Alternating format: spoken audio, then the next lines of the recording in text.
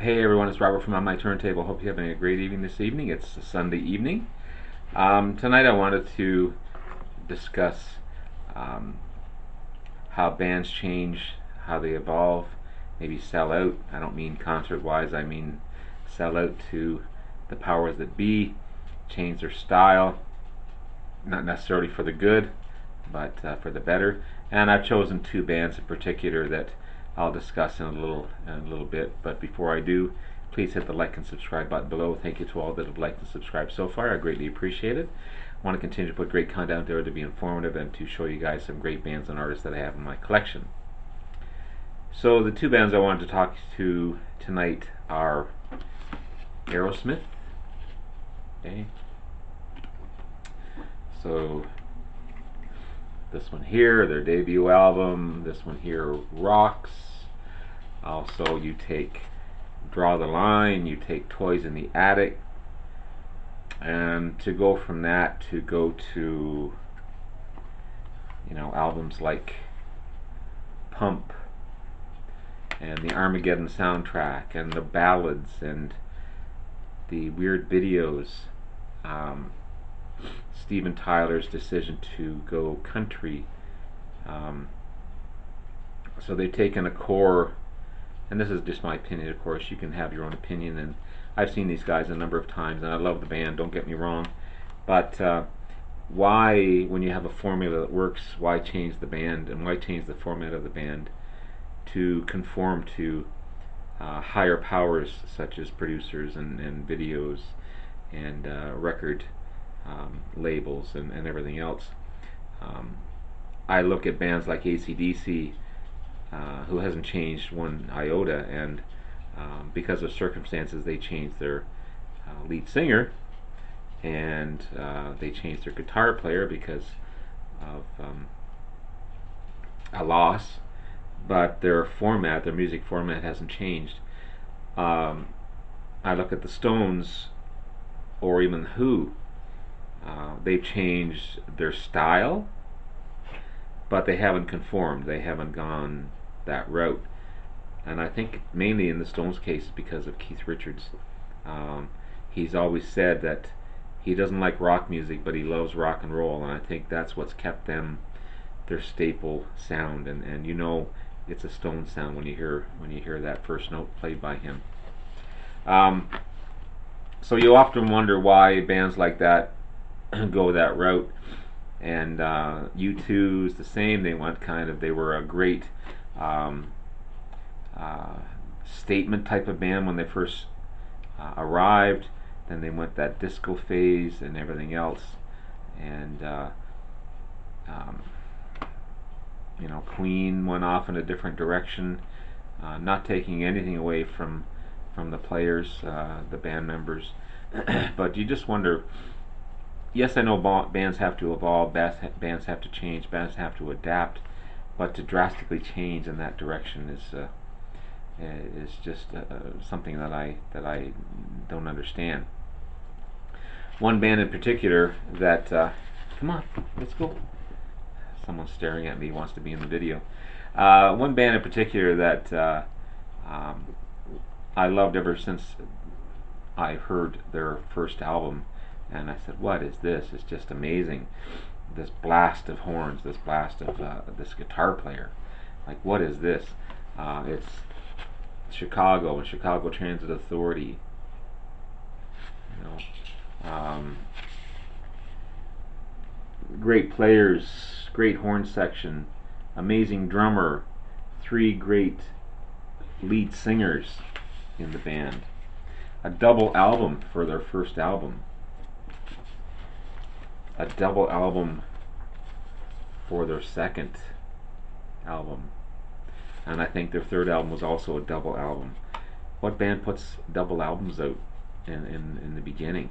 But these songs were just amazing. They were tight, they were strong. Yes, there was a couple of ballads on them, but that main core of singing and playing and performing was just wonderful in these first 10 albums. I also have, you know, this one on remastered CD, This happens to be Chicago 7, another great album. Chicago 6, this is one of my favorites. Okay, right up until 10. Then tragedy struck. Sorry, I'm dropping things here. Tragedy struck the band, and perhaps by circumstance, they had to change. They lost the great Terry Kath, the amazing lead singer and lead guitarist, who Jimi Hendrix said was better than he was. He was just an amazing foundation for the band and a core center for the band. And after his loss, and just ironically that they lost him after the 10th album. And yes, they had their ballads in these first 10 albums, but nothing like the 80s and everything else would produce later on. So what happens is Terry Kath tragically lost his life, and the band itself was lost. They didn't know what direction to take. They struggled to find a guitar player that could match his playing and his style and his singing. They found a shredder as a guitar player. They found a Terry Kath lookalike who didn't last very long. They went through all kinds of changes to try and maintain and get that greatness back. So it just showed how much of a centerpiece he was to the band. Even though when the band began, they made a pact that it would remain 7 members. No one would quit unless they died, basically. And there was not going to be a lead singer. There was not going to be a lead player. It was a 7-piece membered band, and they kept that for the first 10 albums until Terry Kath's tragic death. As I said, after that they lost direction. They couldn't get it together. They couldn't write hits anymore. They struggled to achieve any chart success hits. And then riffs started to happen in the band. Egos obviously took over. Drugs and alcohol took over. And at one point,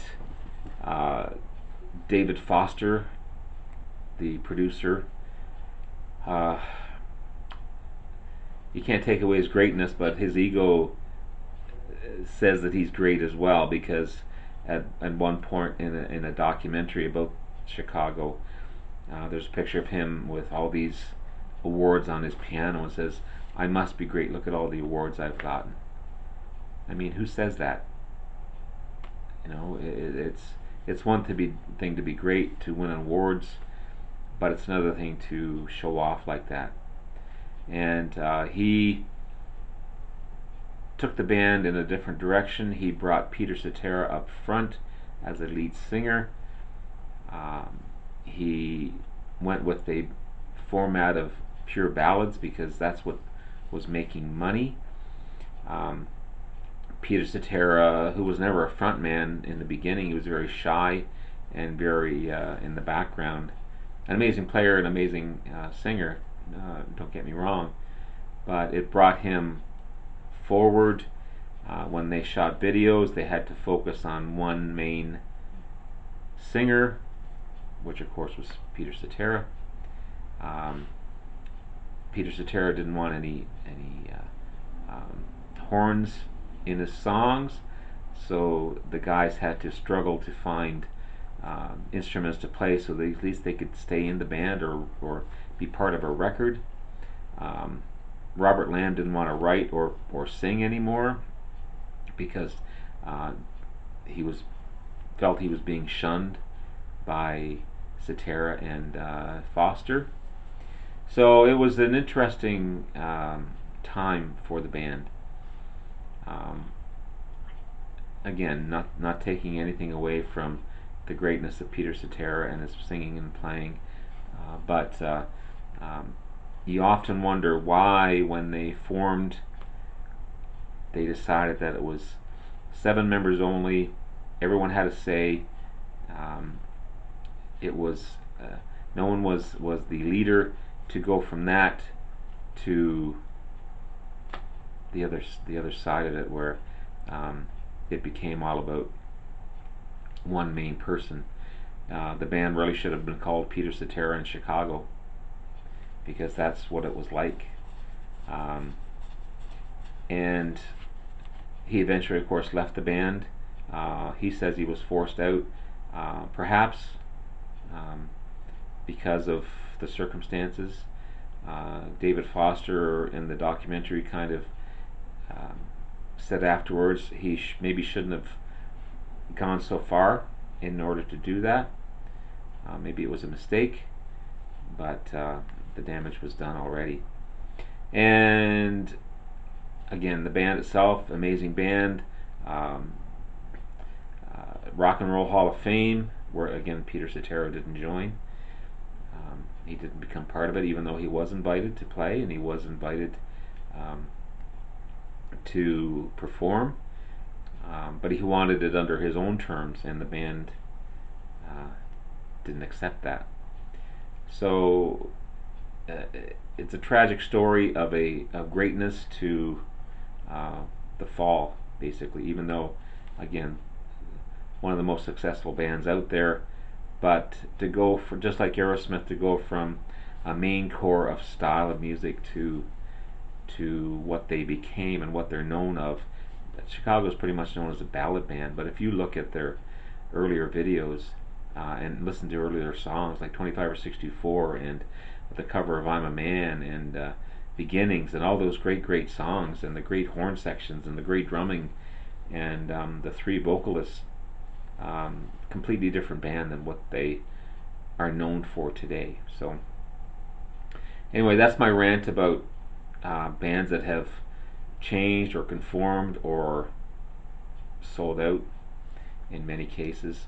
There's other bands that I could go on and talk about, but these 2 in particular, where I've seen both and love both, but their early stuff. I don't listen to anything beyond Chicago 10 and Aerosmith. It's their main core of their first few albums that I listen to, mainly when it comes to Aerosmith. So anyway, that's my video on these. If you have any comments below, please feel free to put those on. Perhaps name a band that you feel has changed or conformed or sold out. Leave those in the comments below. Again, please hit the like and subscribe button. Thank you to all that have liked and subscribed so far. Sorry you had to see Max's butt in the video here, but he loves being part of the show. So anyway, that's it. Have yourself a wonderful evening and take care. Bye bye now.